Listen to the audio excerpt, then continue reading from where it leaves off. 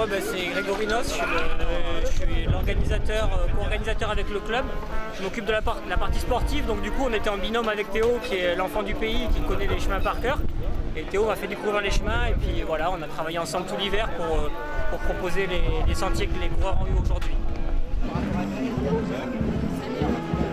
Comment t'as eu? C'était dur. Mais c'était bien. C'était dur. C'était bien? Ouais, c'était bien, mais c'était dur. C'était très dur. Non, je suis pas tombée, je roule très prudemment. Et vous avez roulé avec vos moustaches? Non, ça tient un peu chaud là. Il y a 10 filles qui roulaient sur 500 participants et il y a 5 filles qui sont parties sur la 3e. 5 ou 6. Donc ça sera les vainqueurs de la course. Voilà. Le pic d'argent, on a gagné. Ah oui, c'est bien. Ouais. Merci. Merci.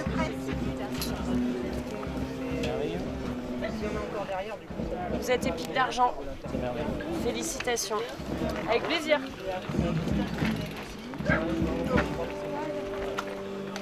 Bonjour. Pas faut se tromper, salut. C'était nickel, impeccable, c'est super sympa. Bon, il y a eu une petite chute, petit Ouais. bobo là ici. Non, ça se voit pas. Mais dans l'ensemble bien, on en a bien profité, beau temps. Un peu beaucoup de vent quand même. À refaire avec plus de physique. Et moins de que ce qui a cailloux. pêché. Il faudrait un petit peu dégager les chemins et mettre un peu moins de cailloux dans les chemins, s'il vous plaît. Parce que nous, on est parisiens, on n'a pas l'habitude. Nous, c'est la boue. De passer un Pour bon nous, c'est de moment, finir de en se un faire seul morceau plaisir. et d'aller le plus loin possible. En Voilà. fait. Profiter des somptueux paysages et de se faire plaisir sur une belle journée comme ça. Voilà, en découvrant des coins magnifiques en France. Et on est arrivé hier et on part demain matin. Et voilà. Avec les vélos en voiture ou en TGV en fait. Selon les moyens de locomotion qu'il y a autour, s'il y a une gare à proximité, on prend le train. Sinon on descend en voiture. Merci. Merci.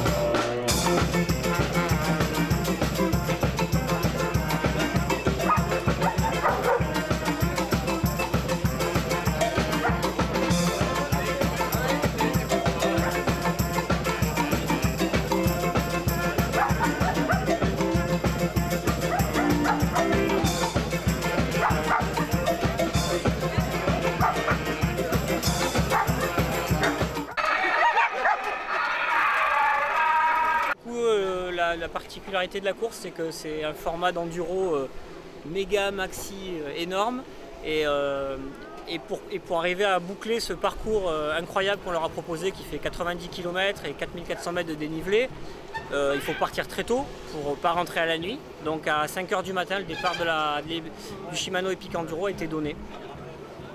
Et à l'heure actuelle, il y a quelques concurrents qui ont fini. Et il y en a encore beaucoup qui sont dans la montagne pour encore pas mal d'heures. Ça va arriver, on va dire, la dernière porte horaire de la dernière boucle est à 17 h. Du coup, ça fait un final.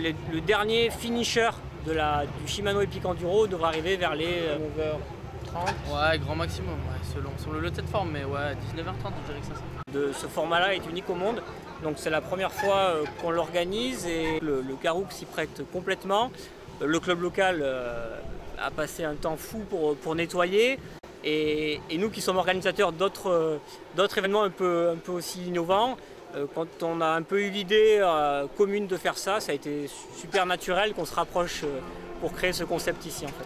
Le tracé, on l'a beaucoup réfléchi pour moi et d'autres personnes très impliquées au club. On l'a travaillé pas mal avec Greg, voilà, on a validé les choses ensemble. Et puis après, avec l'investissement de gens super motivés du club, on a beaucoup travaillé sur le débroussaillage. Greg est venu nous aider aussi pas mal. Donc du coup, au final, on a réussi à avoir des pistes très bien préparées. Et du coup, je pense que c'est aussi ce qui fait la réussite de l'événement jusqu'à présent. Voilà, les participants sont vraiment régalés de pouvoir rouler des belles pistes et de pouvoir le faire bien à vue. Ouais, on va dire 70 personnes qui œuvrent aujourd'hui sur l'événement et 540 inscrits quand même, ce qui est assez incroyable. Pour ce genre d'épreuve, c'est un record, donc on en est assez fiers. Il y a 14 pays, 14 nationalités quand même. 14 nationalités représentées, ouais. C'est une bonne question, ouais, il y en a une bonne partie quand même. les locaux un quart. Ouais, un quart sur Ouais. un des meilleurs pilotes d'enduro au monde et encore meilleur sur des disciplines d'endurance marathon. On avait le team Commensal avec Jérémy Arnoux, il y a des pointures comme Nicolas Filippi du team Giant qui sont des pointures aussi qui faisaient partie des pointures internationales en cross-country. Et ce qui est pas mal, c'est que du coup on a sur ce genre de discipline, on a des pilotes qui viennent de la descente, du cross-country. Et c'est pour ça qu'il y a aussi du monde, c'est pour ça que ça plaît beaucoup, c'est parce que c'est super riche. Et voilà, le premier finisher par exemple, il n'a jamais fait d'enduro de sa vie. Et il vient du cross-country et voilà, il s'est régalé et toute la journée il nous a mis la pression parce qu'il montait tellement vite qu'on était obligé nous d'accélérer en 4x4. Alors ça ne sera pas le vainqueur, c'est le premier qui franchit la ligne. C'est la particularité du concept, c'est que c'est pas le vainqueur c'est celui qui va le plus vite dans les parties chronométrées en descente. Oh, bah, c'est la volonté commune. On fera le bilan après, mais on n'a pas fait ça pour faire jolie une année. On veut que l'événement s'implante ici et devienne un peu mythique. Et voilà, et les parcours sont en train de le devenir, je pense, parce que les gens... Alors, ouais, il y aura peut-être voilà, des variantes, des petits changements, des modifications, surtout dans le but d'améliorer un petit peu. Voilà, après, l'ensemble du parcours restera tel quel pendant plusieurs années. Ouais. Ah, ça arrive. Ouais, ça arrive, des petites chutes. Ouais, il y a forcément... Ça reste engagé, c'est très technique. C'est pour ça que les gens ont se frotter à ça. Bon, ça a été? Ouais. Bravo les gars. C'était un peu facile. Oui, c'est très technique et il faut quand même un gros bagage technique pour se frotter à ça. Et on en a croisé pas mal de gens qui sont arrivés et nous ont dit j'ai clairement pas le niveau, par contre je vais venir m'entraîner plus souvent en montagne pour l'année prochaine faire une boucle de plus. On a plein de gens qui nous ont dit ça parce que ils sont même pas déçus de ne pas avoir fini, ils sont juste déçus de ne pas être au niveau des parcours. Top. Donc voilà. Ouais, ça nous motive. Ouais, c'est bien parce que c'est bien que les gens aient quand même envie, ça leur fixe un objectif pour la saison prochaine, ils ont quand même envie de revenir et mieux préparer pour aller plus loin et essayer d'aller au bout, donc non, c'est bien. Vous garderiez la même date à peu près? Ouais, on a déjà plus ou moins parlé, bon à voir, on sait pas trop, il faudra qu'on fasse un petit... Au début ça assure finalement les gens, ça leur a motivé pour s'entraîner l'hiver. Et au final, il y en a plein qui nous ont dit bah, c'est cool, moi cet hiver j'étais motivé pour faire du vélo, pour me préparer. Et finalement, la date est bonne, hein, le temps est parfait, donc voilà. Hein. Il fait toujours beau ici. Ah bah quelle question. Ah, on vient. Bon mais parfait. Voilà. Merci.